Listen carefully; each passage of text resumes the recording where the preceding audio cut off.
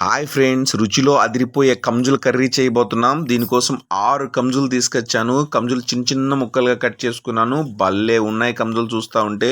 ఇప్పుడు కర్రీ చేయబోతున్నాను. ఒక 3 పచ్చిమిరపకాయలు, ఒక ఆనియన్ చిన్న చిన్న ముక్కలుగా కట్ చేసుకొని వేసుకున్నాను.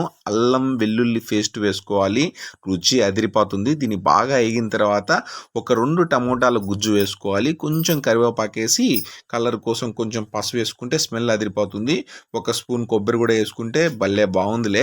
ఇప్పుడు కొంచెం వాటర్ వేసుకుని మనం కొంచెం రుచి కోసం గరం మసాలా, కొంచెం అలాగే ధనియాల పొడి కూడా వేసుకుంటే రుచి బాగా కుదిరింది. ఇంకా ఇప్పుడు దీంట్లో ముక్కలు వేసుకుని కొంచెం ఉడికేంత వరకు, అంటే ఒక 15 నిమిషాలు గిన్నె ఉన్నట్లయితే ముక్కలు బాగా ఉడుకుతాయి. స్మెల్ కోసం ఇంకొంచెం కరివేపాకు అలాగే కొత్తిమీర వేసుకున్నాను గార్నిష్ కోసం. అలాగే రుచి కోసం. రుచి అదిరిపోయింది, భలే ఉందిలే. మీరు కూడా ట్రై చేయండి, లైక్ చేయండి.